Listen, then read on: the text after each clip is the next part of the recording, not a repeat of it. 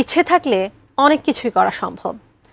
বগুড়ার নন্দীগ্রাম উপজেলার মুসা আলী পরিবেশ বান্ধব ব্যাটারি চালিত একটি ছোট্ট মিনিবাস তৈরি করে তাক লাগিয়ে দিয়েছেন। অনেকে ইচ্ছে করেই এই গাড়িতে উঠছেন। আগামীতে এই গাড়িটি হয়ে উঠতে পারে গোটা দেশের একটি উদাহরণ। উত্তরাঞ্চলীয় ব্যুরো প্রধান চপল সাহার পাঠানো তথ্যচিত্রে ডেস্ক রিপোর্ট। বগুড়ার নন্দীগ্রাম উপজেলার পথে প্রান্তরে যাত্রী নিয়ে ছুটে চলছে শব্দ এবং ধোঁয়াহীন বাস। লিথিয়াম ব্যাটারি দিয়ে চালিত এই বাসটি দেখার জন্য প্রতিদিনই শত শত মানুষ ভিড় জমাচ্ছেন। কেউ বাসে চড়ে তার প্রয়োজনে এক প্রান্ত থেকে আর এক প্রান্তে ছুটে চলছেন, আবার কেউ সপরিবারে বিনোদনের জন্য গোটা পরিবহনটি ভাড়া নিয়ে ঘুরে বেড়াচ্ছেন। এই বাসে 4টি দরজা সহ রয়েছে 12টি সিট। 55 থেকে 60 কিলোমিটার গতিতে এই গাড়িটি চলতে পারে। 60 ভোল্টের একটি লিথিয়াম ব্যাটারি একবার চার্জ দিলেই 90 থেকে 100 কিলোমিটার পর্যন্ত চলতে সক্ষম। নন্দীগ্রাম উপজেলার মুসা আলী দীর্ঘ 9 বছর বিদেশে কাজ করার পর নিজ গ্রামে ফিরে মাছ চাষের পাশাপাশি শুরু করেন ব্যাটারি চালিত অটো রিকশা চালানো। একদিন তিনি ইউটিউবে দেখেন ব্যাটারি চালিত এই বাসটির ভিডিও চিত্র।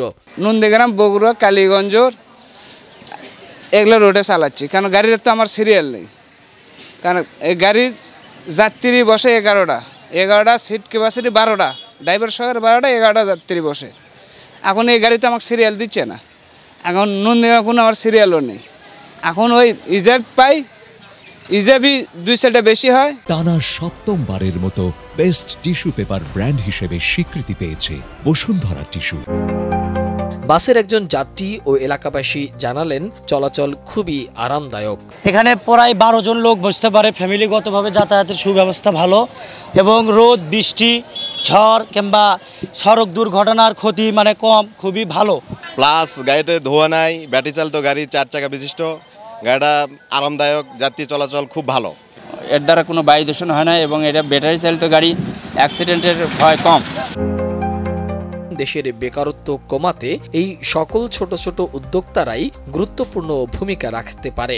পরিবহন সেক্টর এবং প্রশাসনকে আমি অনুরোধ করব তার কর্মসংস্থানের জন্য।